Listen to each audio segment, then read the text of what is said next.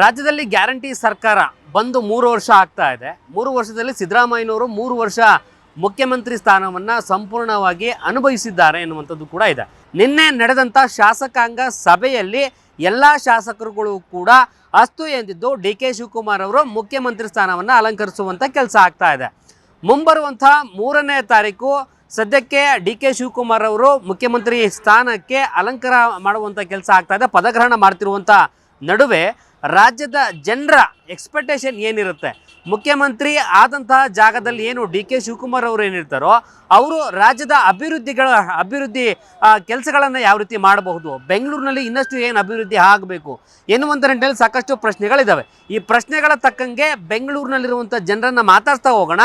ಏನು ಎಕ್ಸ್ಪೆಕ್ಟೇಷನ್ ಇಟ್ಕೊಂಡಿದ್ದಾರೆ D K Shivakumar ಅವರ ಮೇಲೆ ಎನ್ನುವಂಥ ನಿಟ್ಟಿನಲ್ಲಿ ಕೇಳ್ತಾ ಹೋಗೋಣ ಬನ್ನಿ. 2 ವರ್ಷ ಆಗಲಿದ್ರೆ ಒಳ್ಳೇದಿತ್ತು. ಸಿದ್ದರಾಮಯ್ಯ ಆಡಳಿತನೇ ಚೆನ್ನಾಗಿತ್ತು. ಅವ್ರು ಇನ್ನೊಂದು 2 ವರ್ಷ ತಡೆದ್ರೆ ಮತ್ತೊಂದು 5 ವರ್ಷ ಆಡಳಿತ ಮಾಡೋಕ್ಕೆ ಚೆನ್ನಾಗಿತ್ತು. ಯಾಕಂದರೆ ಈ ನೆಕ್ಸ್ಟ್ ಎಲೆಕ್ಷನಿಗೆ ಸಿದ್ದರಾಮಯ್ಯನ ಅಧಿಕಾರ ಇದ್ದಿದ್ರೆ ಇನ್ನೂ ಪಕ್ಷ ಜಾಸ್ತಿ ಬರೋವು. ಕಾಂಗ್ರೆಸ್ ಮುಂದಿನಕ್ಕೂ ಚೆನ್ನಾಗಿ ಬರೋದು, ಗಟ್ಟಿ ಇರೋದು. ಈಗ ಸಿದ್ದರಾಮಯ್ಯ ಇಳಿದ್ರದಕ್ಕೆ ತುಂಬ ಕಷ್ಟ ಆಗುತ್ತೆ. ಕಾಂಗ್ರೆಸ್ಸಿಗೆ ಭಾಳ ಎಫೆಕ್ಟ್. ಯಾಕಂದ್ರೆ ಅಂಥ ಮನುಷ್ಯ ಮತ್ತೆ ಸಿಗಲ್ಲ. ಡಿ ಕೆ ಶಿ ಅವರು ಕೆಟ್ಟರು ಅಂತ ಹೇಳ್ತಲ್ಲ, ಅವರು ಒಳ್ಳೆಯರೇ.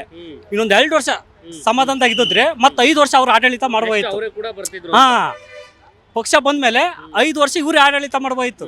ಬೇಕಾದ್ರೆ ಸಿದ್ದರಾಮಯ್ಯ ಇಳಿಲಿ, ಆದ್ರೆ ಈಗ ಇಳಿಸಿದ್ದೈತಲ್ಲ ಅದು ತಪ್ಪದು. ಅಟ್ಲೀಸ್ಟ್ ಈಗ 2 ವರ್ಷದಲ್ಲಿ ಏನು ಎಕ್ಸ್ಪೆಕ್ಟ್ ಮಾಡ್ಬೋದು ನೀವು ಅಂತ ಸಾರ್ವಜನಿಕವಾಗಿ ಏನು ಎಕ್ಸ್ಪೆಕ್ಟ್ ಮಾಡೋಣ? ಈಗ ಆಲ್ರೆಡಿ ಅವ್ರು 5 ಕೊಟ್ಟಿದ್ದಾರೆ, 5 ಗ್ಯಾರಂಟಿ. ಅವ್ರು ಅದನ್ನೇ ಮುಂದುವರ್ಸ್ಕೊಂಡು ಹೋಗ್ತಾರೆ, ಮತ್ತೆ ಬೇರೆ ಏನು ಮಾಡಲ್ಲ. ಇನ್ನೇನು ಮಾಡೋಕ್ಕಾಗುತ್ತೆ? ಅನುಕೂಲ ಚೆನ್ನಾಗಿದೆ, ಎಲ್ಲರಿಗೂ ಅನುಕೂಲ ಇದೆ. ನನಗೂ ಅನುಕೂಲ ಐತೆ, ಬೇರೆಯವ್ರಿಗೂ ಅನುಕೂಲ ಇದೆ. 5 ಗ್ಯಾರಂಟಿಯಲ್ಲಿ ಎಲ್ಲರಿಗೂ ಅನುಕೂಲ ಐತೆ. ಸತ್ಯ ಹೇಳ್ಬೇಕು, ತಿಂದದ್ದು ನಿಯತ್ತಲ್ಲಿ ಹೇಳ್ಬೇಕು, ಪಾಪ ಇಲ್ಲ ಅನ್ಬಾರ್ದು. ಸಿದ್ದರಾಮಯ್ಯ ಆಡಳಿತ ತುಂಬಾ ಚೆನ್ನಾಗಿದೆ. ಬಿಜೆಪಿ ನಾವು ಬರ್ತೀವಿ ಅಂತ ಅಂದ್ಬಿಟ್ಟು ಕೂತವ್ರೆ, ಹೇಳಕ್ಕಾಗಲ್ಲ. ಈಗ ಸಿದ್ದರಾಮಯ್ಯ ಇಡೋದನ್ನ ಕಷ್ಟ ಐತೆ ಕಾಂಗ್ರೆಸ್ ಬರೋದು. ಅವ್ರು ಇದ್ದಿದ್ರೆ ಬೇಕಾದ್ರೆ ಮುಂದಿನ ಸರಿನು ಕಾಂಗ್ರೆಸ್ ನಂಬರ್ 1 ಆಗಿ ಬರೋದು, ಅದು ಪಕ್ಕ. ಈಗ ಸಿದ್ದರಾಮಯ್ಯ ಇಳಿದ್ಬಿಟ್ನಾ ಇಡೀ ಕರ್ನಾಟಕ ತುಂಬಾನೇ ಕುರುಬರು ಹೈಯೆಸ್ಟ್ ಸಂಖ್ಯೆ ಜಾಸ್ತಿ ಅದಾರೆ ಎಲ್ಲ ಕಡೆ. ಚಿತ್ರದುರ್ಗ ಕ್ಷೇತ್ರ. ನಿಮ್ಮ MLA ಎಲ್ಲ ಹೆಂಗ್ ಮಾಡ್ತಾರೆ ಕೆಲಸ? ಅವ್ರು ಕೆ.ಸಿ. ವೀರೇಂದ್ರ ಪಪ್ಪಿ ಅವರು ಪರವಾಗಿಲ್ಲ, ಅವರು ಚೆನ್ನಾಗಿ ಮಾಡ್ತಾರೆ. ಅವರು ತುಂಬಾ ನಮ್ಮೂರ್ ಕಡೆ ಎಲ್ಲ ಟ್ಯಾಂಕ್ ಎಲ್ಲ ಕಟ್ಸಿದ್ದಾರೆ, ಒಳ್ಳೊಳ್ಳೆ ಅನುಕೂಲ, ಪರವಾಗಿಲ್ಲ, ಅವರು ಮಾಡ್ತಾರೆ. ನಾನು ನೋಡಿದೀನಿ, ನಮ್ಮೂರಾಗ ನೀರಿನ ಕುಡಿಯೋದು ಸಮಸ್ಯೆ ಇತ್ತು, ಸಿಂಗಲ್ ಟ್ಯಾಂಕ್ ಇತ್ತು. ಈಗ ದೊಡ್ಡ ಟ್ಯಾಂಕಿ ಕಟ್ಸಿಕೊಟ್ಟಿದ್ದಾರೆ. ಮತ್ತೆ ಚಿತ್ರದುರ್ಗದಲ್ಲಿ ಅಲ್ಲೆಲ್ಲ ಬಸ್ ಸ್ಟಾಪ್ಗಳು ಒಳ್ಳೆ ಚೆನ್ನಾಗಿ ಮಾಡ್ತಾರೆ. ಜನರಿಗೆ ಒಳ್ಳೇದ್ ಮಾಡಲ್ಲ, ಅವ್ರವ್ರು ಬೆಳಿತಾವ್ರೆ ಅಂತಾರೆ. ಏನಪ್ಪ ನಾನು ಕಂಡಂಗೇನು ನಮ್ಮ ಅಲ್ಲ, ಪ್ರತಿಯೊಬ್ಬರಿಗೂ ಕಷ್ಟ ಸುಖ ಇರುತ್ತ್ರಿ. ಮನೆಯಲ್ಲಿ ಇರುತ್ತೆ, ಹೊರಗಡೆಯಲ್ಲೂ ಇರುತ್ತೆ, ಯಾರಿಗಿರಲ್ಲ. ಅದ್ ನಿಭಾಯಿಸನೆ ನಿಜವಾದ ಗಂಡಸು. ಅವ್ರು ಬೇರೆಲ್ಲ, ನಾನು ಬೇರೆಲ್ಲ. ನಾನು ಚಿತ್ರದುರ್ಗ, ಇಲ್ಲಿ ಯಾಕೆ ಬಂದಿನಿ ಹೇಳ್ರಿ, ದುಡಿಮೆ ಮಾಡಕ್ಕೆ, ಹೊಟ್ಟೆಪಾಡಿಗೆ. ಹಂಗೆ ಎಲ್ಲರೂ ಒಂದೊಂದು ಒಳ್ಳೇದು ಕೆಟ್ಟದ್ದು ಆಗುತ್ತೆ.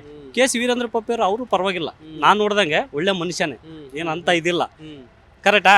ಯಾರು ಚೆನ್ನಾಗಿರ್ತಾರೋ ಆ ವ್ಯಕ್ತಿಗೆ ಕೊಡ್ಲೇಟ್ ಬೀಳೋದು. ಸಿದ್ದರಾಮಯ್ಯ ಒಳ್ಳೆ ವ್ಯಕ್ತಿ ಆಗಿರೋದಕ್ಕೆ ಕೊಡ್ಲೇಟ್ ಬಿದ್ದದ್ದು. ಸೊಟ್ಟ ಪಟ್ಟ ಇದ್ದಿದ್ರೆ ಅವ್ರನ್ನ ಕಿಳಿಸೋರು, ಅವ್ರು ನೆಟ್ಟಿಗಿರೋದಕ್ಕೆ ಕ್ಲೀನಾಗಿ ಕೊಡ್ಲೇಟ್ ಕಡಿದ್ರು. ಆದ್ರೆ ಈ ಕಾಂಗ್ರೆಸ್ನವರಲ್ಲ, ಇದು ಆತನ ಹೆಸರು ಬರೋಲ್ಲ ನನಗೆ, ರಾಹುಲ್ ಗಾಂಧಿ ಇರಲ್ಲ, ಭಾರಿ ತಪ್ಪು ಕೆಲಸ ಮಾಡಿದ ಆತ. ಅವ್ರ ಹೈಕಮಾಂಡರ್ ಇದಾರಲ್ಲ, ಭಾರಿ ತಪ್ಪು ಕೆಲಸ ಮಾಡಿಬಿಟ್ರು. ಇದೊಂದು 2 ವರ್ಷ ಕಾಪಾಡಿಕೊಂಡ್ರೆ ಮುಂದಿನ ಸರಿ ಹೈಯೆಸ್ಟ್ಗೆ ಕಾಂಗ್ರೆಸ್ ಬರೋದು, ಮೆಜಾರಿಟಿಲೂ ಬರೋದು. ಕಾಂಗ್ರೆಸ್ ನಂಬರ್ 1 ಆಗಿರೋದು. ಬಿಜೆಪಿ ಪಕ್ಷ ಬರ್ತಾನೆ ಇರಲಿಲ್ಲ, ಆ ಥರ ಪವರ್ಫುಲ್ ಇರೋದು. ಅವರು ಹೈಕಮಾಂಡರ್ ಮಾಡಿದ್ದು ಭಾಳ ತಪ್ಪು. ನಾನು ಮೊಬೈಲ್ಗಳಿಗೆಲ್ಲ ನೋಡಿದೆ, ಅವ್ರು ಮಾಡಿದ್ದು ಭಾಳ ತಪ್ಪು ಅಂದ್ರೆ ಭಾಳ ತಪ್ಪು. ಸಿದ್ದರಾಮಯ್ಯನ ಇಳಿಸಿದ್ದೈತಲ್ಲ, ಇಡೀ ಕರ್ನಾಟಕಕ್ಕೆ ಎಫೆಕ್ಟ್ ಅದು. ಒಟ್ಟಿನಲ್ಲಿ ಈಗ ಕಾಂಗ್ರೆಸ್ ಪಕ್ಷ CM ಆಗ್ತಿರುವಂತ DCM ಅವರ ಬಗ್ಗೆ ಏನಾದ್ರು ಎಕ್ಸ್ಪೆಕ್ಟ್ ಇರುವಂತದ್ದು ಏನಾದ್ರು ಇದ್ರೆ, ಅಥವಾ ಜನರ ನಡುವೆ ಇನ್ನಷ್ಟು ಬೆರಿಬೇಕೆನ್ನುವಂಥದ್ದು ಏನಾದ್ರು? ಏನಿಲ್ಲ, ಆತನು ಒಳ್ಳೆ ಮನುಷ್ಯನೇ, ಏನು ಆತನ ಕೆಟ್ಟ ಮನುಷ್ಯ ಅಲ್ಲ. ಯಾಕಂದ್ರೆ ಸಿದ್ದರಾಮಯ್ಯ, ಡಿ ಕೆ ಶಿವಕುಮಾರ್ ಒಳ್ಳೆ ಆಡಳಿತ, ಇಬ್ರು ಒಳ್ಳೆ ವ್ಯಕ್ತಿಗಳೇ. ಪಾಪ ಆತನ ಬೈಯೋದು ಈತನ ಹೊಗಳೋದಲ್ಲ, ಇಬ್ರು ಒಳ್ಳೆ ಮನುಷ್ಯರೇ. ನೋಡ್ರಿ, ಈಗ ಇಬ್ರು ಚೆನ್ನಾಗಿ ಒಬ್ರಿಗೊಬ್ರು ಹೊಂದ್ಕೊಂಡು, ಒಬ್ರು ಬಿಟ್ಕೊಟ್ಟು ಒಬ್ರು ತಗೊಂಡಾರೆ. ಆದ್ರೂ ಇವರು ಯೋಚನೆ ಮಾಡೋದಲ್ಲ. ಈ ಡಿ ಕೆ ಶಿ ಅವರು 2 ವರ್ಷ ತಾಳ್ಮೆ ಇದ್ದಿದ್ರೆ 5 ವರ್ಷ ಆಡಳಿತ ಮಾಡ್ಬೋಯ್ತು. ನನ್ನ ಪ್ರಕಾರ ಪಕ್ಕ 2 ವರ್ಷಕ್ಕೆ ಆಸೆ ಪಟ್ಬಿಟ್ರು ಇವರು, 5 ವರ್ಷ ಆಡಳಿತ ಮಾಡ್ಬೋಯ್ತು. ಯಾಕಂದ್ರೆ ಮುಂದಿನ ಸರಿಗೆ ಪಕ್ಷ ನಂಬರ್ 1 ಬರೋದು ಪಕ್ಷ. ಅದೇ ಆತಗೆ ಮುಂದಕ್ಕೆ ಬರ್ತತೋ ಇಲ್ಲೋ, 2 ವರ್ಷ ಆದ್ರೂ ಮಾಡ್ಕೊಂಬಿಡೋಣ, ಅತಿ ಆಸೆ ಅವಸರವೇ ಅಪಾಯ. ಕರೆಕ್ಟಾ? ಸಮಾಧಾನ ತಿರ್ಬೇಕು. ಸಮಾಧಾನ ತಿಂದ್ರೆ ನಿಧಾನ ಪ್ರಧಾನ ಅಂತ ಹೇಳಲ್ಲ ದೊಡ್ಡವರು. ನಿಧಾನ ಇದ್ರೆ 5 ವರ್ಷ ಆಡಳಿತ ಮಾಡ್ಬೋಯ್ತು. ಪಕ್ಷಕ್ಕೆ ಫಸ್ಟ್ ಪಕ್ಷ ಬಿಗಿ ಮಾಡ್ಕೊಬೇಕಾಯ್ತು. ಈ ಪಕ್ಷದಲ್ಲಿ ಎಲ್ಲ ಉದುರೋದಂಗೆ, ಕಾಂಗ್ರೆಸ್ ಅಡ್ರೆಸ್ ಇಲ್ದಂಗೆ ಹೋಗ್ಬಿಡುತ್ತೆ. ಆ ಸತ್ಯ ಮಾತು. ಅವರಾಗೆ ಅವ್ರು ಕಟ್ಸ್ಕೊಂಡ್ರು. ರಾಹುಲ್ ಗಾಂಧಿಗೆ ಒಂದು ಸ್ವಲ್ಪನೂ ಅವ್ರಿಗೆ ಇದಿಲ್ವಾ? ಬುದ್ಧಿ ಬೇಡವೆ? ಖಂಡಿತ, ಖಂಡಿತ. ಹೈಕಮಾಂಡರ್ಗೂ ಅವ್ರಿಗೇನು ಸ್ವಲ್ಪ ತಿಳುವಳಿಕೆ ಬೇಡವೆ? ಹಿಂಗೆ ಮಾಡಿದ್ರೆ ಎಫೆಕ್ಟ್ ಆಗುತ್ತೆ, ಕಾಂಗ್ರೆಸ್ ಹೊಡ್ತಾ ಬೀಳುತ್ತೆ. ನಾವು ಆಟೋ ಚಾಲಕರಾಗಿ ನಮಗೆ ಕಾಂಗ್ರೆಸ್ ಪಕ್ಷದಿಂದ ನಮ್ಗೇನೂ ಆಗಿಲ್ಲ. ನಮ್ಮ ಗ್ಯಾರಂಟಿ ಇದು ಮಾಡೋರಲ್ಲ ಬಸ್ತು, ಅದು ನಮಗೆ 99% ನಮ್ಗೆ ಹೊರ್ತಾ ಆಗಿದೆ. ಇವಾಗ ಇವ್ರೇನ ಬಂದರು ಅದೇ ಕತೆ. ನಾವು ನೆಕ್ಸ್ಟ್ ಬೇರೆ ಸರ್ಕಾರ ಬಂದಾಗ ಸ್ಟಾಪ್ ಮಾಡಿದಾಗ ನಮ್ಗೆ ಅನುಕೂಲ ಆಗ್ಬೋದು. ಆಟೋ ಚಾಲಕರಿಗೆ ಇಲ್ಲಿಂದ ಸಮಸ್ಯೆ ಆಗ್ತಾ ಇದೆ ತುಂಬಾ 99% ಆಗಿದೆ. ಆಮೇಲೆ ಈಗ ಬೆಂಗಳೂರಿನಲ್ಲಿ ಯಥೇಚ್ಛವಾಗಿ ಮಳೆ ಬರ್ತಾ ಇದೆ, ರಸ್ತೆಗಳಲ್ಲಿ ಆಟೋಗಳು ಓಡಾಡಕ್ಕಾಗುತ್ತಾ ಅಂತ ಮಳೆ ಬಂದ ಹೋಗೋದೇ ಇಲ್ಲ, ಗಾಡಿಗಳೆಲ್ಲ ಆಫ್ ಆಗೋಗುತ್ತೆ, ಮರ ಬೀಳೋ ಭಯ. ನಾವು ಮಳೆ ಬಂದಿಟ್ಕೆ ಮನೆಗೆ ಹೋಗೋ ಇದು ನಮ್ಗೆ. ಬೆಂಗಳೂರು ಅಭಿವೃದ್ಧಿ ಸಚಿವರು ನಮ್ಮ DK ಶಿವಕುಮಾರ್ ಆಗಿದ್ರು. ಬಟ್ ಹಿಂಗೆಲ್ಲ ಆಗ್ತಿರುವಂತ ಸಂದರ್ಭದಲ್ಲಿ ಮುಖ್ಯಮಂತ್ರಿ ಕೂಡ ಆಗ್ತಾ ಇದಾರೆ. ಬೆಂಗಳೂರೇನು ಇಂಪ್ರೂವ್ ಆಗಿಲ್ಲ ಬಿಡಿ ಸರ್, ಯಾವುದೇ ಕಾರಣಕ್ಕೂ ಇಂಪ್ರೂವ್ ಆಗಿಲ್ಲ. ನೆಕ್ಸ್ಟ್ ಬಂದ್ರು ಏನು ಆಗಲ್ಲ. ರಿಯಲ್ ಎಸ್ಟೇಟು ಮುಂದೆ ಬೆಳೀತದೆ DK ಶಿವಕುಮಾರ್ ಮುಖ್ಯಮಂತ್ರಿ ಆದ್ರೆ. ರಿಯಲ್ ಎಸ್ಟೇಟ್ ಈಗೇನು ಈ ಕಡೆ ಎಲ್ಲ ದೊಡ್ಡ ದೊಡ್ಡ ಗಲಾಟೆಗಳಾಗ್ತಾ ಇದಾವೆ ಬಿಡದಿ ಕಡೆ ಎಲ್ಲ. ಹೌದು, ಟೌನ್ಶಿಪ್ ಮಾಡಕ್ಕೆ ಎಲ್ಲ ಕಡೆ ಟೌನ್ಶಿಪ್ ಮಾಡಿ ಅದು ಮಾಮೂಲಿ ರಿಯಲ್ ಎಸ್ಟೇಟ್ ಬಿಸ್ನೆಸ್ ಅವರು ಉದ್ಧಾರ ಆಗಕ್ಕೆ ಮಾಡ್ತಾವ್ರಷ್ಟೇ, ರೈತರಿಗೇನು ಇದು ಮಾಡ್ತಾ ಇಲ್ಲ. ಅಂದ್ರೆ ಬೆಂಗಳೂರಲ್ಲಿ ಮೇನ್ ಆಗ್ಬೇಕಿರುವಂತದ್ದು ಏನು ಫಸ್ಟ್ ಆಗ? ಮೇನ್ ರೋಡ್ ಆಗ್ಬೇಕು, ಒಳಚರಂಡಿ ಆಗ್ಬೇಕು, ಇವೆಲ್ಲ ಆಗ್ಬೇಕು ಸರ್. ಆಟೋ ಚಾಲಕರಿಗೆ ಏನ್ ಸಮಸ್ಯೆ ಅನ್ನುವಂಥದ್ದು ಅವ್ರಿಗೆ ಏನ್ ಪ್ರಶ್ನೆ ಮಾಡ್ಬೋದು ನಿಮ್ ಕಡೆಯಿಂದ? ಆಟೋ ಚಾಲಕರು ಇದರಿಂದ ನಮಗೆ ಫಸ್ಟ್ ಗ್ಯಾರಂಟಿದು ಇದೈತಲ್ಲ ಬಸ್ತು, ಅದು ಫಸ್ಟ್ ನಿಲ್ಲಿಸ್ಬೇಕು. ಆಮೇಲೆ ಇವ್ರು ಮುಖ್ಯಮಂತ್ರಿ ಆದರೆ ರಾಪಿಡೋ ಬೈಕ್ನ ಸ್ಟಾಪ್ ಮಾಡಬೇಕು. ಅವಾಗ ನಾವು ಜೊತೆಲಿ ಇರ್ತೀವಿ, DKC ಜೊತೆಲಿ ನಾವು ಇರ್ತೀವಿ, ಆಟೋ ಸಂಘದವ್ರು ಎಲ್ಲ. ಈಗಂತೂ ದುಡಿಮೆ ಮಾಡಕ್ಕಂತೂ ಆಗ್ತಾ ಇಲ್ಲ ಅವಾಗ ಒಂದೂವರೆ ಸಾವಿರ ದುಡಿಯೋದು ಆರಾಮಾಗಿ ದುಡಿತಾ ಇದ್ದೋ. ಇವತ್ತು 1,000 ದುಡಿಯೋಕ್ಕೂ ಭಾರಿ ಕಷ್ಟ ಆಗಿದೆ. ಕೆಲವರೆಲ್ಲ ಹೇಳ್ತಾರೆ ಇಲ್ಲ ನಾವು ಉಳಿಸ್ತೀವಿ, 2,000 ಉಳಿಸ್ತೀವಿ, 3,000 ಉಳಿಸ್ತೀವಿ ಅಂತ ಹೆಂಗ್ ಸಾಧ್ಯ? ಆಗಲ್ಲ ಸರ್, ಎಲ್ಲ ಮೋಸ ಮಾಡಿ ಮಾಡ್ಬೋದು. ಒಬ್ಬಂಗೆ 500 ಹೇಳೋದು 1,000 ಹೇಳ್ಬೋದು, ಆಗಲ್ಲ. ನಿಯತ್ತಾಗಿ ದುಡಿಯೋನು 1,000ದಿಂದ 1,200 ದುಡಿಬೋದು. ನಮ್ಮದು ಓಲ್ಡ್ ಏಜ್ ಪೆನ್ಷನ್ ಇದೆಯಲ್ಲ, ಬೇರೆ ರಾಜ್ಯಗಳಿಗೆ ಹೋಲಿಕೆ ಮಾಡಿದ್ರೆ ನಮ್ಮದು ತುಂಬ ಕಡಿಮೆ ಇದೆ. ಬೇರೆ ಕಡೆ ಎಲ್ಲ 6,000 ರೂಪಾಯಿ ಎಲ್ಲ ಕೊಡ್ತಾರೆ, ಇಲ್ಲಿ ಬರೀ 1,400 ರೂಪಾಯಿ ಕೊಡ್ತಾರೆ. ಅದನ್ನ ಬೇಕಾದ್ರೆ 3,000 ರೂಪಾಯಿ ಅಷ್ಟು ಕೊಟ್ಟರೆ ಇನ್ನು ನಮ್ಮ ಬ್ಲೈಂಡ್ಗೆ ಎಷ್ಟು ಹೆಲ್ಪ್ ಆಗುತ್ತೆ ಸರ್, ಅದು ಮಾಡ್ಬೋದು ಸರ್. ತಿಂಗಳಿಗೆ ಬರುತ್ತಾ ಅಮೌಂಟ್ ಸರಿಯಾಗಿ? ಬರುತ್ತೆ ಸರ್, ಅದು 1,400 ರೂಪಾಯಿ. ಬೇರೆ ಕಡೆ 6,000 ರೂಪಾಯಿ ಕೊಡ್ತಾರೆ, ನಮ್ಮ ರಾಜ್ಯದಲ್ಲೇ ಕಡಿಮೆ ಇರೋದು. ಒಬ್ಬ ಬ್ಲೈಂಡ್ 1,600 ರೂಪಾಯಿ ಕೆಲಸ ಮಾಡ್ಲಿಕ್ಕೆ ಆಗತ್ತ ತಿಂಗಳೆಲ್ಲ? ಖಂಡಿತ ಆಗಲ್ಲ ಆಗಲ್ಲ ಸರ್. ಅದಕ್ಕೆ ಅದೊಂದು 3,000-4,000 ರೂಪಾಯಿ ಆದ್ರೂ ಮಾಡಿದ್ರೆ ಅದೊಂದು ಬ್ಲೈಂಡ್ಗೆ ಹೆಲ್ಪ್ ಆಗುತ್ತೆ ಸರ್. ಈಗ ತಮಿಳುನಾಡಲ್ಲಿ ವಿಜಯ್ ಅವರು CM ಆದ್ರು, ಬೇರೆ ಬೇರೆ ವಿಶೇಷವಾದಂತ ಕೆಲಸಗಳೆಲ್ಲ ಆಗ್ತಾ ಇದಾವಂತೆ. ನಮ್ಮ DK ಶಿವಕುಮಾರ್ ಅವರು ಆದ್ರೆ ಆಗತ್ತಾ ಅಂತ? ಮಾಡ್ಬೋದು ಸರ್, ಹೇಳಕ್ಕಾಗಲ್ಲ. ಅವರು ಒಳ್ಳೆ ಇದ್ದಾರೆ, ಆಕ್ಟಿವ್ ಇದ್ದಾರೆ, ಮಾಡ್ಬೋದು. ಈ ಸಿದ್ದರಾಮಯ್ಯ ಇದ್ದಿದ್ರೆ ಅವರು ಎಕ್ಸ್ಪೆಕ್ಟ್ ಮಾಡಿದ್ರ ಹೇಗೆ ಏನಾದ್ರು ಮಾಡ್ತಾರೆ ಅಂತ ಅನ್ನುವಂಥದ್ದು ಏನಾದ್ರು ಇತ್ತು? ನಮಗೂ ಇತ್ತು, ಆದ್ರೆ ಅವರು ನಮ್ಮ ಬ್ಲೈಂಡ್ ಸಂಬಂಧಪಟ್ಟಿದ್ದು ಏನಂತ ಒಳ್ಳೆ ಇದು ಮಾಡಲಿಲ್ಲ. ಶಿವಕುಮಾರ್ ಮಾಡ್ಬೋದು ಸರ್. ಜೀವನ ಹಿಂಗ್ ನಡೀತಾ ಇದೆ ಸರ್ ಈಗ ನಿಮ್ ಸಂಬಂಧಪಟ್ಟಾಗೆ ಸರ್ಕಾರದಿಂದ ಸಿಗ್ತಾ ಇರುವಂತ ಸೌಲಭ್ಯಗಳು? ಸರ್ ನಾನು ಗೌರ್ಮೆಂಟ್ ಎಂಪ್ಲಾಯ್ ಸರ್, ನಾನು ಮ್ಯೂಸಿಕ್ ಟೀಚರು. ನಮ್ಗೇನಂತ ಪ್ರಾಬ್ಲಮ್ ಇಲ್ಲ, ಚೆನ್ನಾಗಿದ್ದೀವಿ ಸರ್. ಬಟ್ ಇಲ್ಲದೆ ಇರೋರಿಗೆ ಸಮಸ್ಯೆ ಇದೆ ಸರ್, ತುಂಬಾ ಸಮಸ್ಯೆ ಇದೆ ಸರ್. ಇವರು ಚೆನ್ನಾಗಿ ಮಾಡ್ಬೋದು ಅಂತ ಎಕ್ಸೆಪ್ಟ್ ಮಾಡ್ಬೋದು. ಯಾಕಂದರೆ ಇವ್ರನ್ನ ಇದರಲ್ಲೇ ರೂಟ್ನಲ್ಲೇ ಬಂದಿದ್ದಾರಲ್ಲ, ಅವ್ರ ಜೊತೆನೇ ಇದ್ದು ಅದಕ್ಕೆ ಅವರು ಮಾಡ್ಬೋದು ಅಂತ ಒಳ್ಳೇದಾಗುತ್ತೆ. ಸಿದ್ದರಾಮಯ್ಯ ಚೆನ್ನಾಗಿ ಮಾಡ್ತಾ ಇದ್ರು ಅವ್ರಿಗೆ ಈ ಥರ ಶಿವಕುಮಾರ್ ಬಂದ ಮೇಲೆ ಅವ್ರಿಗೂ ಏನೂ ಇದಿಲ್ಲ, ಇವ್ರು ಇನ್ನೂ ಚೆನ್ನಾಗಿ ಮಾಡ್ಬೋದು. ಏನು ಆಗೋದಿಲ್ಲ, ಅವರು ಒಂದೇ ಜೊತೆನಲ್ಲೇ ಕರೆಕ್ಟಾಗಿ ಮಾತಾಡ್ತಾರಲ್ಲ, ಒಂದೇ ಒಂದು ಇದಿದೆ, ಅದರಿಂದ ಏನಾಗೋದಿಲ್ಲ, ಒಳ್ಳೇದಾಗುತ್ತೆ. ಇವಾಗ ಎಷ್ಟೇ ಬಂದು ಹೋಗುವಂತ ಸರ್ಕಾರ ಆಗ್ಬೋದು, ಮುಖ್ಯಮಂತ್ರಿಗಳಾಗ್ಬೋದು, ಬಟ್ ಜನರಿಗೆ ಆಗ್ತಿರುವಂತ ಸಮಸ್ಯೆ ಇನ್ನೂ ಪರಿಹಾರನೇ ಸಿಗ್ತಾ ಇಲ್ಲ. ಸಿಕ್ಕತ್ತೆ ಇಲ್ಲ, ಇದಕ್ಕೆ ಮೇಲೆ ಒಳ್ಳೇದಾಗುತ್ತೆ. ಈ ಶಿವಕುಮಾರ್ ಬಂದು ಅವ್ರಿಗೆ ಟ್ಯಾಲೆಂಟ್ ಇದೆ, ಚೆನ್ನಾಗಿದೆ, ಅವರು ಒಳ್ಳೇದು ಮಾಡ್ಬೋದು. ಬೆಂಗಳೂರು ಅಭಿವೃದ್ಧಿ ಸಚಿವರಾಗಿದ್ರು, ಬೆಂಗಳೂರು ಸಣ್ಣ ಪುಟ್ಟ ಮಳೆ ಬಂದ್ರೆ ರೋಡ್ಗಳೆಲ್ಲ ಇಲ್ಲ, ಅವರು ಹೋಗಿ ಯಾವಾಗ ನೋಡ್ತಾ ಇದ್ರಲ್ಲ, ಚೆಕಿಂಗ್ ಮಾಡ್ತಾನೆ ಇದ್ರು, ಅದೇನು ತೊಂದರೆ ಇಲ್ಲ, ಅವ್ರು ಮಾಡ್ತಾನೆ ಇದ್ದಾರೆ. ಅದು ಇನ್ನು ಮಳೆ ಬರುವಾಗ ಜಾಸ್ತಿ ಆಗುತ್ತೆ, ಅದು ಏನು ಮಾಡೋಕ್ಕಾಗೋದಿಲ್ಲ.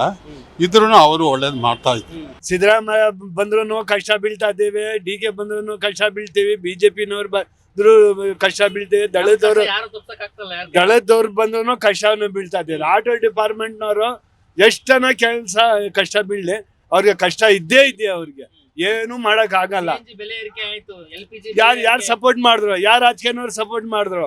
ಯಾರು ಬಿಜೆಪಿನವರು ಮಾಡಿಲ್ಲ, ದಳದವರು ಮಾಡಿಲ್ಲ, ಕಾಂಗ್ರೆಸ್ನವರು ಮಾಡಿಲ್ಲ, ಯಾರು ಮಾಡಿಲ್ಲ. ಯಾರು ನಮ್ಗೆ ಗೊತ್ತಿಲ್ಲ, ಅದ್ ನಮ್ಗೆ ಗೊತ್ತಿಲ್ಲ ಅಂದ್ರೆ ಮತ್ತೆ ರಾಜಕೀಯ ಜಾಸ್ತಿ ಮಾಡೋ ಟೈಮ್ನಲ್ಲೇ ಅವರೇ ಕರ್ಸೋದು, ರಾಜಕೀಯ ಜಾಸ್ತಿ ಮಾಡೋದು ಇವ್ರನ್ನೇ. ಮತ್ತೆ ನಾವು ಯಾರಿಗೂ ಹೋಗಿ ಕೇಳೋಣ ಸರ್?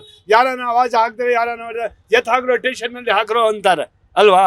ಅದಕ್ಕೆ ಯಾಕೆ ದೇವರು ಯಾವ ತರ ಅನ್ನ ಕೊಡ್ತಾನೆ, ಹುಟ್ಟಿಸಿರೋನು ಅವನು, ಬದುಕಿರೋದು ನಾವು. ಯಾರಿದ್ರು ಇರೋ ಗಂಟ ಬದುಕಿ ಕಷ್ಟ ಬಿದ್ದಿ ತಿಂದು ಸತ್ತೋಗ್ಬೇಡ. ಬೆಂಗಳೂರಲ್ಲಿ ಮಳೆ ಬಂದಾಗ ಆಟೋ ಓಡಕ್ಕಾಗುತ್ತಾ ಅಂತ? ಇಲ್ಲ, ಓಡಾಡಕ್ ಆಗಲ್ಲ. ಎಲ್ಲಿ ಚೇಂಬರ್ ಒಂತವ್ ಮುಚ್ಚಾಕ್ ಬಿಟ್ರೆ ಒಂತವ್ ತೆಗ್ದು ಹಾಕಿತ್ತೆ. ಅದೇ ಏನೋ ನೋಡಿ, ಯಾರೋ ಚೇಂಬರ್ ನಲ್ಲಿ ನೀರು ಹೋಯ್ತಾ ಇದ್ರೆ ಯಾರೋ ಬಿದ್ದಿ ಸಾಯಲ್ವಾ? ಯಾರು ಇರ್ತಾರೆ ಸರ್? ಅದಕ್ಕೆ ಮಳೆಗೆ ಸುಮಾರು ಕಡೆ ಮುಳುಗೋಗಿತ್ತು. ಹೌದು, ಮರಗಳು ನೋಡಿದ್ರೆ ತಗೊಂಡೋಗಿ ಮಣ್ಣಿನಲ್ಲಿ ಗಿಡ್ತಾರೆ, ತಗೊಂಡೋಗಿ ಗಟ್ಟಿ ಇರೋ ಜಾಗದಲ್ಲಿ ಹಾಕಲ್ಲ, ಶೋಕಿ ಅಂತ ಹಾಕ್ತಾರೆ, ಮಳ್ಳ ಹಾಕ್ತಾರೆ. ಅದ್ರ ಮೇಲೆ ಗಾಳಿ ಬರ್ತಾ ಹೊಡೆದ್ರೆ ಬಿದ್ದೋಗ್ಬಿಡ್ತದೆ. ಅದಕ್ಕೆ ಸಪೋರ್ಟ್ ಯಾರು ಮಾಡ್ತಾರೆ? ಬಂದು ಯಾರನ್ನ ಮನುಷ್ಯ ಸತ್ತೋಗ್ಬಿಟ್ರೆ ಬಂದಿದ್ದ 5 ಲಕ್ಷ ರೂಪಾಯಿ ಕೊಟ್ಬಿಡ್ತಾರೆ. ನಾವು 5 ಲಕ್ಷ ರೂಪಾಯಿ ಕೊಟ್ಟೋ, ನಾವು 5 ಲಕ್ಷ ರೂಪಾಯಿ ಕೊಟ್ಟೋ ಅಂತ. ಅದಕ್ಕೆ ಯಾರು ಹೊಣೆ ಯಾರು ಇಲ್ಲ. ಮನುಷ್ಯನ ಬೆಲೆ 5 ಲಕ್ಷನ ಇರೋದು. ಹಾಕೋದು ಇವರೇ, ಸಹಿಸೋದು ಇವರೇ. ನಾವು ಕಷ್ಟ ಬಿದ್ದು ಅವ್ರ ತಾಯಿ ತಂದೆ ಎಲ್ಲೋ ಇರ್ತಾರೆ, ಕಾರ್ಯ ಎಲ್ಲೋ ಇರ್ತದೆ, ಮನೆ ಎಲ್ಲೋ ಇರುತ್ತೆ, ಎಲ್ಲೋ ಬಂದು ನಾವು ಸಹಿತೀವಿ. ಯಾರ ನಿಮ್ಮಂತವ್ರು ಪರಿಚಯ ನೋಡ್ದಿರೋರು ತಗೊಂಡೋಗಿ ಅಲ್ಲಿ ಹಾಕ್ತಾರೆ, ಇಲ್ದಿರೋರು ತಗೊಂಡೋಗಿ ಕಾರ್ಪೊರೇಷನ್ ನಲ್ಲಿ ಹಾಕಿ ಕತ್ತಿ ಎಲ್ಲ ಕುಯ್ದು ಪೋಸ್ಟ್ ಮಾರ್ಟಮ್ ಮಾಡಿ ಬಿಸಾಕ್ತಾರೆ ಅಷ್ಟೇ. ಅನಾಥ ಯಾರು ಇಲ್ಲ ಅಂತ ಇದ್ರೂ ಕೂಡ ಅವರು ಕಷ್ಟ ಬೀಳಲ್ಲ, ತಗೊಂಡೋಗಿ ಅಲ್ಲಿ ಕೊಡೋದಿಲ್ಲ ಯಾರನ್ನ. ನಮ್ಮಂತೂ ಆಟೋನವ್ರು ಅಷ್ಟು ಕಷ್ಟ ಯಾರಿಗೂ ಪ್ರಪಂಚದಲ್ಲಿ ಭಿಕ್ಷಾ ಬೇಳೋರ್ಗು ಇಲ್ಲ, ಯಾರಿಗೂ ಇಲ್ಲ. ಕಷ್ಟ ಬೀಳೋದು ಆಟೋನವ್ರ ಕಷ್ಟ ಯಾರಿಗೂ ಇಲ್ಲ. ಏನ್ ಮಾಡ್ತೀರಾ? ರಾಜಕೀಯನವ್ರದ್ದು ಅವ್ರದ್ದು ಎಲ್ಲ ನಡೆಯುತ್ತೆ, ನಮ್ದು ಯಾರು ನಡೆಯುತ್ತೆ ಸರ್ ಹೇಳಿ? DK ನವರು ಬಂದರೆ, ಕುಮಾರಸ್ವಾಮಿ ಬಂದರು, ಈಗ ಬಂದರು, ಸಿದ್ದರಾಮಯ್ಯ ಬಂದರು. ನಾವು ಈ ಲೇಡೀಸ್ಗೆ ನಾವು ಪುಕ್ಸಾಟಿ ಮಾಡ್ತಾ ಇದ್ದೀವಿ ಅಂದ್ಬಿಟ್ರು, ಮಾಡಿಬಿಟ್ರು. ಲೇಡೀಸ್ ಎಲ್ಲ ಪುಕ್ಸಾಟಿ ಬಸ್ಗೆ ಹೋಗ್ತವ್ರೆ. ಈಗ ಆಟೋನವ್ರು ಯಾರು ಹಾಕ್ತಾರೆ ಸರ್? ಗಂಡಸರು ಯಾರು? ಬೈಕ್ಗಳು ಬೇರೆ ಕಾಟ. ಬೈಕ್ನಲ್ಲಿ ಬೈಕ್ ಬಂದ್ ಮಾಡಿ ಅಂದ್ರೆ ಇಷ್ಟಾಗಿ ಮಾಡಿದ್ರೆ ಮಾಡ್ತೀವಿ. ಅದು ಕಷ್ಟ ಬೀಳಲೇಬೇಡಿ ನೀವು, ಅದೆಲ್ಲ ಖಂಡಿತ ನಾವು ಮಾಡ್ಬಿಡ್ತೀವಿ. ನಿಮ್ಮ ಅನುಕೂಲ ಏನಿರೋದು ಮಾಡ್ತೀವಿ ಅಂತಾರೆ. ಒಳ್ಳೆ ಅಲ್ಲಿಂದ ಜರ್ಗೋಗಂಟಾನೆ ಅಲ್ಲಿ ಜರುಗ್ಬಿಟ್ರೆ ಯಾರು ಕಷ್ಟನ, ಬಡವ್ರದ್ದು ಆಟೋನವ್ರದ್ದು ಯಾರು ಕಷ್ಟ ನೋಡಲ್ಲ. ಬೈಕ್ ಯಾಕೆ ಮಾಡಬೇಕಿತ್ತು ಸರ್? ಬೈಕ್ನಲ್ಲಿ ಪುಕ್ಸಾಟಿ 100 ರೂಪಾಯಿ ಬೀಳೋದು, 50 ರೂಪಾಯಿ. ಏನಪ್ಪ ಬೈಕ್ನಲ್ಲಿ 50 ರೂಪಾಯಿ ತೋರಿಸ್ತೆ, ನೀನು 100 ರೂಪಾಯಿ ಮೀಟರ್ ತೋರಿಸುತ್ತೆ. ಮೀಟರ್ ಯಾರ ಮಾಡಿರೋದು? ಬರೋ ಪ್ರಯಾಣಿಕರಿಗೆ ಗೊತ್ತು ಯಾವ ಸೇಫ್ಟಿ, ಯಾವ್ದು ಸೇಫ್ಟಿ ಡೇಂಜರ್ ಅಂತ ಗೊತ್ತಿರಲ್ಲ. ನೋಡಿ, ಅದರಲ್ಲಿ ಸತ್ತೋಗ್ಬಿಟ್ರೆ ಟೂ ವೀಲರ್ನವರು ಯಾರು ಬೇಗ ಹಾಕೊಂಡು ಹೋಗಲ್ಲ, ಆಟೋನವ್ರು ಹಾಕಲ್ಲ. ಯಾಕೆ ಹೇಳಿ? ಅವ್ರಿಗೆ ಗೊತ್ತಿರುತ್ತೆ ಇವ್ರಿಗೆ ಪುಕ್ಸಾಟಿ ಬಂದು ಹಾಕ್ತಾರ. ಅದಕ್ಕೆ ಆಟೋನವ್ರದ್ದು ಏನ್ ಕಷ್ಟ ಮಾಡ್ತಾರೆ, ಅನುಕೂಲ ಏನ್ ಮಾಡ್ತಾರೆ? ಕಾಂಗ್ರೆಸ್ ಆಗ್ಲಿ, BJP ಆಗ್ಲಿ, ದಳಿತವ್ರೇ ಆಗ್ಲಿ, ಯಾವ ಪಕ್ಷ ಬಂದ್ರು ಆಟೋನವ್ರಿಗೆ ಯಾವನು ಸಪೋರ್ಟ್ ಮಾಡ್ತಾಯಿಲ್ಲ. ಊರ್ ಬಿಟ್ಟು ಬಂದಿರೋರು ಇದ್ರು ಕೂಡ ಯಾರು ಸಪೋರ್ಟ್ ಮಾಡ್ತಾ ಇಲ್ಲ ಆಟೋನವ್ರಿಗೆ. ಮತ್ತೆ ಬದುಕಿಗೆ DK ಶಿವಕುಮಾರ್ ಅವರು 3ನೇ ತಾರೀಕು ಮುಖ್ಯಮಂತ್ರಿಯಾಗಿ ಬರ್ತಾ ಇದ್ದಾರೆ, ಏನ್ ಎಕ್ಸ್ಪೆಕ್ಟ್ ಮಾಡ್ತೀರಾ? ಏನ್ ಮಾಡ್ತಾರೆ? ನಾವು ಏನ್ ಮಾಡಕ್ಕಾಗಿದೆ ಸರ್? ಅವರು ಇಷ್ಟದಿಂದ ಮಾಡೋದು, ನಮ್ ಇಷ್ಟದಿಂದ ಯಾರು ಏನು ಮಾಡಕ್ ಕೊಡಲ್ಲ ಅವರು. ನಾವು ಅವರೇ ಮಾಡ್ಬೇಕು ಏನಿದ್ರು. ಆಟೋನ ಸಪೋರ್ಟ್ ಮಾಡ್ಬೇಕು. ಬಡವರು ಆಗ್ಬಿಟ್ಟಿದ್ದಾರೆ. ಸಿದ್ದರಾಮಯ್ಯ ಮಾಡಿದ್ಮೇಲೆ ನಾವು ಕಾಂಗ್ರೆಸ್ ಸೀಟ್ ಪುಕ್ಸಾಟಿ ಕುಂಡಿಸ್ ಕಳಿಸ್ಮೇಲೆ ಎಲ್ಲ ಪುಕ್ಸಾಟಿ ಮಾಡಿಬಿಟ್ಟಿದ್ದಾರೆ. ತುಂಬಾ ತೊಂದರೆ ಇದೆ ಆಟೋನವ್ರಿಗೆ ಅಂತ ಯಾರು ಸಪೋರ್ಟ್ ಮಾಡ್ತಾ ಇದ್ದಾರೆ? ಯಾರು ಮಾಡ್ತಾ ಇಲ್ಲ. ಬರೀ ಏನಾನ 10 ರೂಪಾಯಿ ಜಾಸ್ತಿ ಕೇಳ್ಬಿಟ್ರೆ, ಯಾಕೋ 10 ರೂಪಾಯಿ ಕೇಳ್ತಾ ಇದೆಯಾ ಅಂತ ಕಂಪ್ಲೇಂಟ್ ಕೊಡು ಅಂತ ಗಾಡಿ ನಂಬರ್ ಬರ್ಕೊಂತಾರೆ. ಡ್ರೈವರ್ಗೆ ತೊಂದರೆ, ಎಲ್ಲ ವಿಡಿಯೋ ಮಾಡ್ತಾರೆ, ಮಾಡ್ತಾರೆ. ನಮ್ಗೆ ಯಾರು ಮಾಡ್ತಾರೆ ಸರ್? ಆಟೋನವ್ರಿಗೆ ಸಪೋರ್ಟ್ ಯಾರು ಮಾಡಿದ್ದಾರೆ? ರಾಜಕೀಯನವರು ಯಾರು ಸಪೋರ್ಟ್ ರಾಜಕೀಯನವ್ರು ಮಾಡಿಲ್ಲ. ಗಲಾಟೆ ಮಾಡಿದ್ರು ಆಟೋನವ್ರು ಎತ್ತಾಕೋ ಅಂತಾರೆ. ರಾಜಕೀಯನವರು ಅದೇ ಮಾತು ಹೇಳ್ತಾರೆ. ನಮ್ಗೇನ್ ಸರ್? ಬೆಳಿಗ್ಗೆ 5 ಗಂಟೆಗೆ ಬಂದ್ರೆ ಸರ್, ನಾವು ನೋಡಿ ಸರ್, ಯಾರು ಸುಳ್ಳು ಹೇಳ್ತಾರೋ ಗೊತ್ತಿಲ್ಲ, ನಿಜ ಹೇಳ್ತಾರೋ, 100 ರೂಪಾಯಿ ದುಡಿತೀವಿ ಸರ್ ನಾವು ಅಷ್ಟೇ. ಬೆಳಿಗ್ಗಿಂದ ಸಾಯಂಕಾಲ ಗಂಟೆ ಅದನ್ನು ಕಷ್ಟ ಬಿದ್ದರೆ. ಇಲ್ದೆ ಅದೇ ಎಲ್ಲ ಪಾನ್ ಪರಾಕೋ ಅನ್ಸೋ ಹಾಕೊಂಡು ಕೂತ್ಕೊಬಿಟ್ರೆ ಒಂದು 500 ರೂಪಾಯಿ ದುಡ್ಕೊಂಡು ಹೆಂಡತಿ ಮಕ್ಕಳಿಗೆ ದುಡ್ಕೊಂಡು 500 ರೂಪಾಯಿ ಅಲ್ಲ ಹೊಂಟಿರ್ತದೆ ಊಟ. ಇದೇ ನಮ್ ಜೀವನ. 100 ರೂಪಾಯಿದು ತಿಂತೀವಿ ನಾವು. ಸಾಯಂಕಾಲ ಗಂಟ 200 ರೂಪಾಯಿ ಖರ್ಚಾಗ್ಬಿಡ್ತದೆ. 300 ರೂಪಾಯಿ ತಗೊಂಡೋಗಿದ್ರೆ ಎಲ್ ಮನ್ಗಿದ್ದೆ ಅಂತಾರೆ. ಮನೆಗೆ ಹೋದ್ರೆ ಹೆಂಗಸುಗಳು ಎಲ್ ಮನ್ಗ ನಾವು ಕಷ್ಟ ಬೀಳ್ತಾ ಇರ್ತೀವಿ ನೋಡಿ. ಬಿಸಿಲಲ್ಲಿ ಹುಡಿಕೊಂಡು ಹೋಯ್ತಾ ಇರ್ತೀವಿ. ಯಾರು ಕೈ ಕೊಡ್ದ ಹೋದ್ರೆ ಹೋಯ್ತಾ ಹಿಂಗೆ ತಿರುಗ್ತಾ ಇರ್ತೀವಿ. ಗ್ಯಾಸ್ ರೇಟ್ ಜಾಸ್ತಿ 115 ರೂಪಾಯಿ 10 ರೂಪಾಯಿ ಮಾಡಿಬಿಟ್ರು. ಅದ್ರ ಯಾರು ಕೇಳಲ್ಲ. ಯಾರು ಕೇಳ್ತಾರ ಸರ್? ನೀವು ನೋಡಿದಾನೆ ಆಟೋನು ಕಷ್ಟನೇ. ಜೀವಮಾನದಲ್ಲೂ ಆಟೋನವರು ಚೆನ್ನಾಗಿ ಬದುಕಕ್ಕೆ ಆಗಲ್ಲ. ಚೆನ್ನಾಗಿ ನಾನು ಬದುಕ್ತೀನಿ, ಒಂದು ಬಿಲ್ಡಿಂಗ್ ಕಟ್ತೀನಿ, ಒಂದು ಮನೆ ಕಟ್ತೀನಿ ಅಂತ ಆಟೋನಲ್ಲಿ ದುಡ್ದು ಯಾವನು ಮನೆ ಕಟ್ಟೋಕ್ಕಾಗಲ್ಲ. ಅದನ್ನು 2 ಮಕ್ಕಳಿದ್ರೆ ಸಾಕೊಂಡು ಹೋಯ್ತಾನೆ, ಸಾಲ ಇದ್ದಲ್ಲ. ಏನಾರ ಒಂದು 4-5 ಮಕ್ಕಳು ಹುಟ್ಟಿಸ್ಬಿಟ್ರೆ ಅವನು ಸಾಯೋದು ಒಳ್ಳೇದು. ಜೀವನ ಬರ್ಬಾರ್ದು ಅಂದ್ರೆ ಸಾಯೋದೇ ಒಳ್ಳೇದು. ಅವನು 4-5 ಮಕ್ಕಳು ಇದ್ದಾರೆ, ಸ್ಕೂಲ್ನಲ್ಲಿ ಓದಿಸೋಕ್ಕಾಗಲ್ಲ. ನಾನು ಏನು ಮಾಡ್ತಾರೆ, ಅಲ್ಲ ಪುಕ್ಸಾಟಿ ಕೊಡ್ತಾರೆ ಗೌರ್ಮೆಂಟ್ನವರು, ಅಲ್ಲಿ ಹೋಗಿ ಈಸ್ಕೊಡ್ತಾರೆ. ಅಲ್ಲೋದ್ರೆ ಯಾಕೆ ದುಡ್ಡು ಕಷ್ಟ ಬೀಳೋಗ ಅಂತಾರೆ. ಕಷ್ಟ ಬಿದ್ದರೆ ಆ ರೋಡ್ಗೆ ಬಂದರೆ ಅಲ್ಲಿ ಮಾರ್ಕೆಟ್ಗೆ ಹೋಗೋಣ ಪೊಲೀಸ್ನವ್ರು ಓಡಿಸ್ತಾರೆ, ಏಯ್ ಎತ್ತೋ ಅಂತ. ಇಲ್ಲ ಮೆಜೆಸ್ಟಿಕ್ ಬಂದರೆ ಏಯ್ ಎತ್ತೋ ಅಂತಾರೆ. ಅಲ್ಲಿ ಎಲ್ಲ ಬಸ್ನವರು BTSನವರು ಗುದಿಯೋಕ್ಕೆ ಬರ್ತಾರೆ. ಅದೆಲ್ಲ ಯಾರು ನೋಡ್ತಾರೆ ಸರ್? ಯಾವನ BTSನವನು ಉಚ್ಕೊಂಡು ಹೋದ್ರೆ ಆಟೋಗೆ ಯಾರು ಸಪೋರ್ಟ್ ಯಾರು ಮಾಡ್ತಾರೆ? ಯಾರು ಮಾಡಲ್ಲ. ಅಲ್ಲಿ ನಿಲ್ಸಿದ ಬಸ್ ಸ್ಟ್ಯಾಂಡ್ ಹತ್ರ BTSನ ಹೊಡ್ಕೊಂಡು ಹೋದ, ಹೋಗ್ಲಿ ಬಿಡಿ ಅಂತ. ಡ್ರೈವರ್ ಯಾರು ನಮ್ಮ ಕಷ್ಟ ಯಾರು ಹೇಳ್ತಾರೆ ಸರ್? ದೇವರೇ ಪರವಾಗಿ. ಸಿದ್ದರಾಮಯ್ಯ ಸಾಹೇಬರು ಮೊದಲೆಲ್ಲ 3 ವರ್ಷ, ಇದಕ್ಕಿಂತ ಮುಂಚೆ 2013ರಿಂದ 2018ವರೆಗೂ ಒಳ್ಳೆ ಆಡಳಿತ ಕೊಟ್ಟವ್ರೆ, ಹಿಂದೆ ಕೊಟ್ಟವ್ರೆ. ಇವಾಗ ಎಲ್ಲ ವಿದ್ಯಾರ್ಥಿಗಳದ್ದೇನಿತ್ತು, ಇವಾಗ ಉದ್ಯೋಗಾವಕಾಶಗಳು ಜಾಸ್ತಿ ಇದ್ವು. ಸ್ವಲ್ಪ ಏನಾದರೂ ಕಾಲ್ಫಾರ್ಮ್ ಕರಿಬೇಕಂತ ಅನ್ಕೊಂಡ್ರು. ಅವರು ಏನಾಯ್ತು, ಇವಾಗ ಮನೆ ಹಿಂದುಳಿದ ಆಯೋಗದ ವರದಿನ ಎಷ್ಟು ಬೇಗ ಸ್ವೀಕಾರ ಮಾಡಿದ್ರು ಅಷ್ಟು ಬೇಗನೆ ಅವರು ಏನಾದರೂ ಕಾಲ್ಫಾರ್ಮ್ನ ಕರಿಬೇಕಾಗಿತ್ತು. ಅದಕ್ಕೆ ಏನಾದರೂ ಪ್ರಾಮುಖ್ಯತೆ ಕೊಟ್ಟರಲ್ಲ. ಎಷ್ಟು ಬೇಗ ಹೋಗ್ಬಿಟ್ಟು ಇದು ಇನ್ನೇನು ನಾಳೆ ರಾಜೀನಾಮೆ ಕೊಡ್ಬೇಕಂದ್ರೆ ಇವಾಗ ಹೋಗ್ಬಿಟ್ಟು ಅಷ್ಟು ಬೇಗನೆ ಸ್ವೀಕಾರ ಮಾಡಿದ್ರು. ಅಷ್ಟೇ ತಾರಾತುರಿಯಲ್ಲಿ ವಿದ್ಯಾರ್ಥಿಗಳನ್ನ ಕೂಡ ಗಮನದಲ್ಲಿ ಇಟ್ಕೊಂಡು, ಯುವಕರನ್ನೆಲ್ಲ ಗಮನದಲ್ಲಿ ಇಟ್ಕೊಂಡು ಅವರು ಇದ್ರ ಬಗ್ಗೆ ಸ್ವಲ್ಪ ಗಮನ ಹರಿಸಬೇಕಾಗಿತ್ತು. ಇವಾಗ ಮುಂದೆ DK ಶಿವಕುಮಾರ್ ಸಾಹೇಬರು ಆಗ್ತವ್ರೆ, ಅವರಾದ್ರೂ ಕೂಡ ಇದ್ರ ಬಗ್ಗೆ ಹೆಚ್ಚಿನ ಗಮನ ಕೊಟ್ಟು ಯುವಕರ ಬಗ್ಗೆ, ನಾಡಿನ ಜನತೆ ಬಗ್ಗೆ ಯೋಚನೆ ಮಾಡ್ಬೇಕಂತ ಸಾವಿರಾರು ಉದ್ಯೋಗಗಳು ಖಾಲಿ ಇದ್ರು ಭರ್ತಿ ಮಾಡುವಂತ ಕೆಲಸ ಸರ್ಕಾರ ಮಾಡ್ಲಿಲ್ಲ. ಉತ್ತರ ಕರ್ನಾಟಕದ ಭಾಗದ ಬಹುತೇಕ ಜಿಲ್ಲೆಗಳು ಇನ್ನೂ ಹಿಂದುಳಿದ ಮಟ್ಟದಲ್ಲೇ ಇದ್ದಾವೆ. ಹೌದೌದು. ಅಲ್ಲಿ ನಮ್ಮ ಭಾಗದಲ್ಲಂತೂ ಉತ್ತರ ಕರ್ನಾಟಕ ಒಂದು ಯಾವುದೂ ರೀತಿ ಕೆಲಸ ಕಾರ್ಯಗಳು ಇಲ್ಲ ಸರ್. ಅಲ್ಲಿ ಯಾವ್ದು ಫ್ಯಾಕ್ಟ್ರಿಗಳಿಲ್ಲ, ಏನಿಲ್ಲ. ಇವಾಗ ಕೆಲವೊಂದಿಗೆ ಬಿಡದಿ ಟೌನ್ಶಿಪ್ ಮಾಡ್ತಾವ್ರೆ, ಅದನ್ನ ಅಲ್ಲೂ ಕೂಡ ಗಲಾಟೆ ಆಗ್ತಾ ಇದೆ. ರೈತರ ಜಮೀನುಗಳೆಲ್ಲ ಇದು ಮಾಡ್ತಾವ್ರೆ. ಅಲ್ಲಿ ಮಾಡೋದ್ ಬದಲು ಅಲ್ಲಿ ನಮ್ಮ ಉತ್ತರ ಕರ್ನಾಟಕ ಮಾಡಿದ್ರೆ ಇನ್ನೂ ಸ್ವಲ್ಪ ಡೆವಲಪ್ಮೆಂಟ್ ಆಗುತ್ತೆ ಅಂತ ಇವಾಗ ಹೊಸದಾಗಿ ಆಗ್ತಾ ಇರುವ DK ಶಿವಕುಮಾರ್ ಸಾಹೇಬ್ರಿಗೆ ನಾವು ವಿನಂತಿ ಮಾಡ್ಕೊಳ್ತೀವಿ ಅಷ್ಟೇ. ಏನಂದ್ರೆ ಎಲ್ಲ ಇಲ್ಲಿ ಬೆಂಗಳೂರಿಂದ ತುಮಕೂರು ಬೆಂಗಳೂರಿಗೆ ಹತ್ಕೊಂಡಿದೆ, ಈ ಕಡೆ ನೋಡಿದ್ರೆ ರಾಮನಗರ ಬೆಂಗಳೂರಿಗೆ ಹತ್ಕೊಂಡಿದೆ. ಅದನ್ನ ಬಿಟ್ಟು ಇದನ್ನ ಮಾಡೋ ಡೆವಲಪ್ಮೆಂಟ್ ಏನಿದೆ, ಅವು 2 ಏನು ಗ್ರಾಮ ಪಂಚಾಯತಿಗಳನ್ನ ಒಳಗಡೆ ತಗೋತಾವ್ರೆ, ಅದನ್ನ ಬಿಟ್ಟು ಅದನ್ನ ಕೈ ಬಿಟ್ಟು ನಮ್ಮ ಕಡೆ ಉತ್ತರ ಕರ್ನಾಟಕ ಕಡೆ ಅದು ಮಾಡಿದ್ರೆ ಮುಖ್ಯಮಂತ್ರಿ DK ಶಿವಕುಮಾರ್ ಸಾಹೇಬರು ಒಂದು ಬಹಳ ದೊಡ್ಡ ಕೊಡುಗೆ ಕೊಟ್ಟಂಗ ಆಗುತ್ತೆ ನಮ್ಮ ಉತ್ತರ ಕರ್ನಾಟಕಕ್ಕೆ. ಅದನ್ನ ಅವ್ರು ಮಾಡ್ಬೇಕಂತ ನಾವು ವಿನಂತಿಸ್ಕೊಳ್ತೀವಿ. ಅವರು ನಮ್ಮ ಕಡೆ ಇರುವಂತ ಶಾಸಕರು ಏನಿದೆ ಅಂದ್ರೆ, ಫಸ್ಟ್ ಟರ್ಮ್ MLA ಆದ ನಂತರ ಫಸ್ಟ್ ಕೆಲಸ ಮಾಡೋದು ಏನಂದ್ರೆ ಸದಾಶಿವನಗರದಲ್ಲಿ ಒಂದು ಮನೆ ತಗೊಳ್ಳೋದು. 2ನೇ ಕೆಲಸ ಏನಂದ್ರೆ ಇಲ್ಲಿರೋಂಥ ಫ್ಯಾಕ್ಟ್ರಿಗಳು, ಇಲ್ಲಿರೋ ಫ್ಯಾಕ್ಟ್ರಿಗಳೇ ಮಾಡ್ತಾರೆ. ಪುನಃ ನಮ್ಮ ಉತ್ತರ ಕರ್ನಾಟಕಕ್ಕೆ ಫ್ಯಾಕ್ಟ್ರಿ ಮಾಡಲ್ಲ ಅವರು. ಇಲ್ಲಿ ಫ್ಯಾಕ್ಟ್ರಿಗಳಾಗ್ಬೋದು ಇಲ್ಲೇ ಮಾಡ್ತಾರೆ. ಅಂದ್ರೆ ಉತ್ತರ ಕರ್ನಾಟಕ ಮಾಡ್ಬಿಟ್ಟು ನನ್ನ ಕ್ಷೇತ್ರ ಜನಗೆ ಅಭಿವೃದ್ಧಿ ಮಾಡ್ಬೇಕನ್ನೋದು ಮಾಡಲ್ಲ ಅವ್ರು. ಯಾವತ್ತು ಚುನಾವಣೆ ಬಂದಾಗ ಮಾತ್ರ ಕಾರ್ಯಕರ್ತರು ಮತ್ತೆ ಜನರೆಲ್ಲ ನೆನಪು ಬರ್ತಾರೆ. ಅಲ್ಲಿ ಮಠ ನೆನಪು ಬರಕ್ ಸಾಧ್ಯನೇ ಇಲ್ಲ ಅವ್ರಿಗೆ. ನಾವ್ಯಾರು ಇವಾಗ ಇಷ್ಟೊಂದು ತಾರಾತುರಿಯಲ್ಲಿ ಎಲ್ಲರೂ ನನಗೆ DCM ಮಾಡಿ, ನಮ್ಮ ನಾಯಕನ DCM ಮಾಡಿ, ನಮ್ಮ ನಾಯಕನ ಮಂತ್ರಿ ಮಾಡಿ ಅಂತ ಎಲ್ಲ ಅವ್ರು ಹಿಂಬಾಲಕರು ಅಂತಾರೆ. ಅವರು ಕೂಡ ಲಾಬಿ ಮಾಡ್ತಾರೆ. ನಮ್ಮ ಕ್ಷೇತ್ರಕ್ಕೆ ಯಾವ್ದಾದ್ರು ಅಭಿವೃದ್ಧಿ ಕೆಲಸ ಇದು ಆಗಿದೆ ಅಂತ ಅವ್ರು ಹೇಳಲ್ಲ. ಅವ್ರ ಹಿಂಬಾಲಕರು ಕೂಡ ನಮ್ಮ ಕ್ಷೇತ್ರಕ್ಕೆ ಇದು ಆಗಿದೆ, ಚರಂಡಿ ವ್ಯವಸ್ಥೆ ಇಲ್ಲ, ರಸ್ತೆ ವ್ಯವಸ್ಥೆ ಇಲ್ಲ, ಇವರು ಮೀಡಿಯಾದಲ್ಲಿ ಮಾತಾಡಿಲ್ಲ. ಫಸ್ಟ್ ಟೈಮ್ DCM ಎಷ್ಟು ಮಾಡ್ತಾರೆ? ಒಂದು ಯಡಿಯೂರಪ್ಪ ಸಾಹೇಬರು 3 ಟೈಮ್ ಮಾಡಿದ್ರು. ಅದನ್ನೇ ಅದು ಏನೋ ಸಂಪ್ರದಾಯ ಅನ್ಕೊಂಡ್ಬಿಟ್ಟು 4 DCM 10 DCM ಮಾಡಿದ್ರು ತಪ್ಪೇನಿಲ್ಲ. ಈಗ ನಮ್ಮ ಕರ್ನಾಟಕಕ್ಕೆ ಅಷ್ಟೊಂದು ಬೇಡಿಕೆ ಐತೆ, ಅಭಿವೃದ್ಧಿ ವಿಷಯದಾಗಿಲ್ಲ. ಇದಕ್ಕೆ ಬೇಡಿಕೆ ಇದೆ ಜೀರೋ, ಅಭಿವೃದ್ಧಿ ವಿಷಯದಾಗಿ ಜೀರೋ. ನಮ್ಮ ಉತ್ತರ ಕರ್ನಾಟಕ ಭಾಗದ ಶಾಸಕರಂತೂ ಅಭಿವೃದ್ಧಿ ಅಂದ್ರೆ ಗೊತ್ತೇ ಇಲ್ಲ ಅವ್ರಿಗೆ. ಅಭಿವೃದ್ಧಿ ಅಂದ್ರೆ ಅದು ಮಾತೇ ಎತ್ಬೇಡಿ. ಅವ್ರಿಗೆ ಏನಿಲ್ಲ, ಅವ್ರಾಯ್ತು ಅವ್ರ ಎಲೆಕ್ಷನ್ ಬಂದಾಗ ಮಾತ್ರ ಜನಗಳು ಕಾರ್ಯಕರ್ತರು ನೆನಪು ಬರ್ತಾರೆ, ಇಲ್ಲ ಅಂದ್ರೆ ನೆನಪು ಬರಕ್ ಸಾಧ್ಯನೇ ಇಲ್ಲ ಅವ್ರಿಗೆ. ಮಾನ್ಯ ಮುಖ್ಯಮಂತ್ರಿ ಸಿದ್ದರಾಮಯ್ಯ ಅವರು ಇದ್ರು, ಅವ್ರ ಐದಿಂದ ಹೆಸರು ಮೇಲೆ ರಾಜಕೀಯ ಮಾಡ್ಕೊಂಡು ಬಂದ್ರು. ಅವರು ಐದಿಂದ ಹೆಸರು ಮೇಲೆ ರಾಜಕೀಯ ಮಾಡಿ ಹಿಂದುಳಿದ ವರ್ಗದಲ್ಲಿ ಅನೇಕ ಅಲ್ಲಿ ನಮ್ಮ ಇದು ಕಲ್ಯಾಣ ಕರ್ನಾಟಕ ಭಾಗದ ಹಿಂದುಳಿದ ಭಾಗನೇ ಅದ. ಅಲ್ಲಿ ಹಿಂದುಳಿದ ವರ್ಗದ ಭಾಗದಲ್ಲಿ ಹೇಳ್ಬೇಕಪ್ಪ ಅಂದ್ರೆ ಮೇನ್ ಪ್ರಿಯಾಂಕಾ ಖರ್ಗೆ ಅವರು ಮಾತಾದ್ರೆ ಬುದ್ಧ, ಬಸವ, ಅಂಬೇಡ್ಕರ್ ಅಥವಾ ಸಿದ್ಧಾಂತ ಬಗ್ಗೆ ಮಾತಾಡ್ತಾರ. ಆದ್ರೆ ಏನಪ್ಪ ಅಂದ್ರೆ ಅಲ್ಲಿ ಅಭಿವೃದ್ಧಿ ಬಗ್ಗೆನೇ ಮಾತಾಡಲ್ಲ ಅವರು. ಮಾತಾದ್ರೆ ಬುದ್ಧ, ಬಸವ, ಅಂತಾರಾಷ್ಟ್ರೀಯ ಬಗ್ಗೆ ಬೇರೆ ದೇಶದ ಬಗ್ಗೆ ಮಾತಾಡ್ತಾರೆ. ಅಲ್ಲಿ ಗುಲ್ಬರ್ಗದ ಅಭಿವೃದ್ಧಿ ಬಗ್ಗೆನೇ ಮಾತಾಡಲ್ಲ ಅವರು. ಯಾಕಪ್ಪ ಗುಲ್ಬರ್ಗದಲ್ಲಿ ಅಭಿವೃದ್ಧಿ ಇಲ್ಲಿ ಅಲ್ಲಿ ಇರೋರಿಗೆ ಗೊತ್ತಿರುತ್ತೆ, ನಿಮ್ಗೆ ಇಲ್ಲಿ ಗೊತ್ತಿಲ್ಲ. ಆದ್ರೆ ನೀವು ನೋಡ್ತಿರ್ಬೇಕು. ಗುಲ್ಬರ್ಗ ಹಿಂದುಳಿದ ಮತ್ತೆ ಶಿಕ್ಷಣದ ಅತಿ ಹಿಂದುಳಿದ ಗೊತ್ತಿದ್ವಿ. ಮತ್ತೆ ಶಿಕ್ಷಣದ ಅತಿ ಗುಲ್ಬರ್ಗನೇ ಅತಿ ಹಿಂದುಳಿದ. ಅದ್ರ ಕಾಲಾಗಿ ಅಲ್ಲಿ ಗುಲ್ಬರ್ಗದ ಹೆಂಗ್ ನಡೆದಪ್ಪ ಅಂದ್ರ, ಈಗ MLA ಹಿಂದೆ ಏನ್ ಫಾಲೋವರ್ಸ್ ಬ್ಯಾನ್ ಇರ್ತಾರ ನೋಡ್ರಿ, ಅದು ನೀವು ಬಿ ನೋಡ್ಲಕತ್ತಿರ್ಬೇಕು. ಅದೇನು ಮೊಸರು ಹಾಕೋದು ಅದೇನು ಪೂಜೆ ಮಾಡೋದು ಅದೇನು ಅವರೆಲ್ಲ ಫಾಲೋವರ್ಸ್ ಯಾಕಂದ್ರೆ ಅವರೆಲ್ಲ ಕಾಂಟ್ರಾಕ್ಟ್ ಕೆಲಸ ತಗೋದು ರೊಕ್ಕ ಗಳಿಸೋದು ಅದರಿಂದ ಏನೋ ಅವ್ರ ಹೆಸರು ಇರ್ತೇವೆ ನಮ್ದು ಅವ್ರು ಬಾಜು ತಗೋತಾರೆ ಏನೋ ಕೆಲಸ ಕೊಡ್ತಾರೆ ಆಸೆ ಕಾಲಾಗಿ.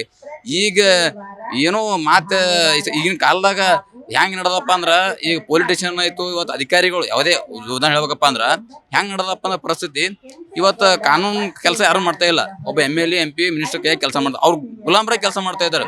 ಈಗ ದುಡ್ಡು ವಿತ್ ಅಧಿಕಾರಿ ಯಾರು ಹೇಳಿದ್ರೆ ಕೆಲಸ ಮಾಡ್ತಾ ಇದ್ದಾರೆ. ಹಿಂಗಾಗಿ ಏನ್ ಮಾಡ್ಬೇಕು ಜನಸಾಮಾನ್ಯ ಅರ್ಥ ಆಗ್ತಿಲ್ಲ. ನಮಗೆ ಒಂಥರ ವಿಚಿತ್ರ ಅನ್ಸುತ್ತೆ, ಇದು ಏನಪ್ಪ ಅನ್ಸುತ್ತೆ. ಡಾಕ್ಟರ್ ಅಂಬೇಡ್ಕರ್ ಸಂವಿಧಾನ ಬರ್ದಾರ, ಒಬ್ಬ ಕಟ್ಕಡಿ ಪ್ರಜೆಗೂ ನ್ಯಾಯ ಸಿಗಬೇಕಂತ ಬರ್ದಾರ.